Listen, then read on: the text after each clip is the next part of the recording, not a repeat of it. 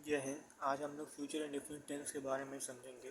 Future indefinite tense सबसे पहले हम आपको ये बताना चाहते हैं कि फ्यूचर इंडेफिनिट टेंस को समझने से पहले हमें इसको पहचानना बहुत ज़रूरी है और इसके जो रूल होते हैं उन रूल को समझना बहुत ज़रूरी होता है, क्योंकि बिना रूल के हम ये ट्रांसलेशन नहीं हल कर सकते।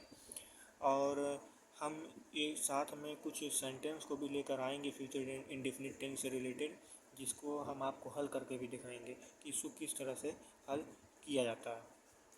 अगर हमारे सामने फ्यूचर इंडेफिनिट टेंस का कोई भी सेंटेंस आ जाता है तो हम उसे कैसे पहचानेंगे, तो इसलिए उसे पहचानना बहुत ज़रूरी है, क्योंकि हम जब उसे पहचान ही नहीं पाएंगे तो हमें रूल भी अगर उसका पता रहेगा तो हम उसे हल कैसे कर पाएंगे। इसलिए आज हम इसे पहचान की सबसे पहले बात करते हैं।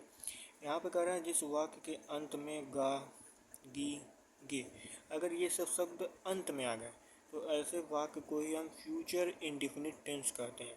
ये ध्यान दीजिएगा, जिस वाक्य के अंत में गा, गी, गे आ गए तो ऐसे वाक्य को ही हम फ्यूचर इंडेफिनिट टेंस कहते हैं। अब जैसे कि मैंने कुछ एग्जाम्पल पे दिया है जिसके ज़रिए आप लोग ये समझ सकते हैं कि फ्यूचर इंडेफिनिट टेंस कैसे होते हैं। जैसे कि मैं यहाँ पर दिया हूँ, कुछ एग्जाम्पल दिया हूँ।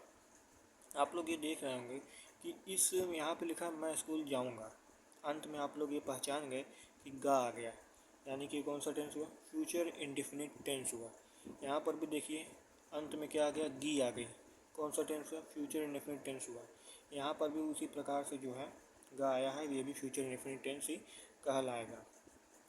इसके पहचान के बारे में तो बात हो गई। अब हम इसके रूल को समझते हैं कि किस तरह से हम वो रूल अप्लाई करके उस सेंटेंस को पूरी तरह से कंप्लीट कर देंगे।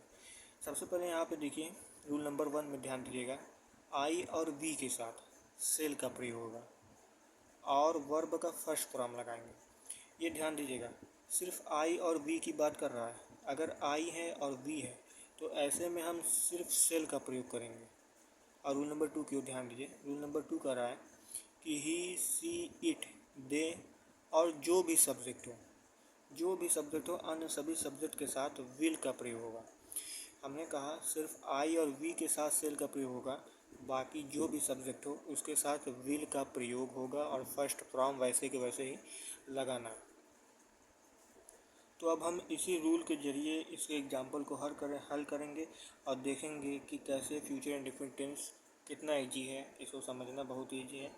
सबसे पहले यहाँ पर देख सकते हैं आप लोग कि मैं स्कूल जाऊँगा, तो मैं का इंग्लिश आई। और आप लोग ये ध्यान दिए होंगे रूल नंबर 1 में कि आई और वी के साथ मैंने कहा तो सिर्फ सेल का प्रयोग होगा, सिर्फ सेल, बाकी वर्ब का फर्स्ट फॉर्म में रहेगा। आई और वी के साथ सेल का प्रयोग होगा और ही, सी, इट जो भी सब्जेक्ट हो उनके साथ विल का प्रयोग होगा। तो आई के साथ सेल लगा दीजिए, आई सेल। तो मैंने यहाँ पर subject plus verb plus object लिखा हुआ है। ये मैं आपको इसलिए लिखा हूँ क्योंकि मैं क्रमबद्ध चलूँगा। अगर मैं इस रूल के अकॉर्डिंग चलूँगा तो मेरा ट्रांसलेशन बिल्कुल सही बैठेगा। तो इसी रूल के ज़रिए हम लोग इसको हल करेंगे। तो आई सेल, अब जाके हमारे यहाँ पर पूरा सब्जेक्ट कंप्लीट हो गया। अब हम वर्ब यानी कि क्रिया की बात करते हैं। तो क्रिया इसमें क्या है, क्रिया है जाने का। तो आप यहाँ पर देख सकते हैं कि जाने का इंग्लिश होता है गो। कहीं जा रहे हैं तो टू लगा दिए, जहाँ भी जा रहे हैं उसका नाम लिख दीजिए, स्कूल जैसे हमने लिख दिया, ठीक है। अब ये वाला हमारा एग्जाम्पल 1 पूरी तरह से कंप्लीट हो गया, आई सेल गो टू स्कूल। इस तरह से ये पहला एग्जाम्पल हमारा कंप्लीट हो गया। अब दूसरे एग्जाम्पल की ओर देखिएगा, सीता बाज़ार जाती सीता बाज़ार जाएगी। यहाँ पे देखिए सबसे पहले गी आ गया, आप लोग समझ गए कि फ्यूचर इंडेफिनिट टेंस है, तो सीता हमने लिख दिया। अब देखिए सीता एक सब्जेक्ट है, एक कर्ता यहाँ पे कर्ता हो जाएगा, ये क्रिया हो जाएगा और ये कर्म हो जाएगा। तो कर्ता कौन है, सीता ही तो कर रही है ना। तो सीता, अब देखिए यहाँ पे कहा गया था जो भी सब्जेक्ट हो उसके साथ विल लगा दी, और बाकी आई और वी के साथ सिर्फ सेल लगेगा। उसी प्रकार से सीता के साथ विल लगेगा, सीता विल। बाकी उसी तरह से यहाँ पर भी हो जाएगा। याद रहे यहाँ पर गो के जगह गोज़ का प्रयोग करेंगे। यहाँ पे गो के जगह गोज़ का प्रयोग इसलिए करेंगे क्योंकि आप लोग ये देखे होंगे। क्यों आप यही सोच रहे हैं कि यहाँ पर ईएस क्यों आ गया, तो मैं आपको बताना चाहूँगा कि यहाँ पे ईएस नहीं आएगा, इसलिए क्योंकि ये प्रेजेंट इंडेफिनिट तो है नहीं कि मैंने यहाँ पर यस या ईएस का प्रयोग कर दिया। ये तो हमारा फ्यूचर इंडेफिनिट टेंस है ना, तो यहाँ पर यस या ईएस का प्रयोग नहीं होगा। इसलिए मैं आपको ये समझाने के लिए यहाँ पर ईएस का प्रयोग किया था। यहाँ पे आप सिर्फ लिखेंगे गो, बाकी जहाँ जा रही है टू मार्केट, ये पूरी तरह से हमारा सेंटेंस कंप्लीट हो गया। Sita will go to market. इस तरह से हम ये सेंटेंस को भी कंप्लीट कर दिए। अब एग्जांपल 3 की ओर ध्यान से देखिएगा। वह स्कूल नहीं जाएगा, वह का इंग्लिश ही, और रूल नंबर 2 के अकॉर्डिंग कि ही सी जो भी हो उसके साथ विल लगाना है, तो ही विल लगा दीजिए आप। अब जाके हमारा यहाँ पर सब्जेक्ट कंप्लीट हो गया। अब हम वर्ब की बात करते हैं। इसमें वर्ब को ढूंढिए। वर्ब ये है, क्रिया का कर रहा है, जाने का कर रहा है, तो क्या हो जाएगा, ही विल,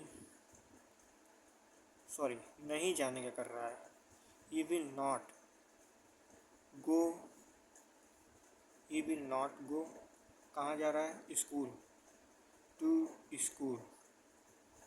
इस तरह से हमारा फ्यूचर इंडेफिनिट टेंस के सारे सेंटेंस हमने आपको हल करके दिखा दिए कि ऐसे ही आप कम से कम 10-20 सेंटेंस को, फ्यूचर इंडेफिनिट से रिलेटेड सेंटेंस को अपना हल कीजिएगा और बताइएगा कि किस तरह के आपके प्रश्नों के अगर गलत उत्तर आते हैं कोई बात नहीं, हम इससे रिलेटेड वीडियो एक और बना देंगे, आप लोग को उसमें क्लियरिटी और समझा देंगे।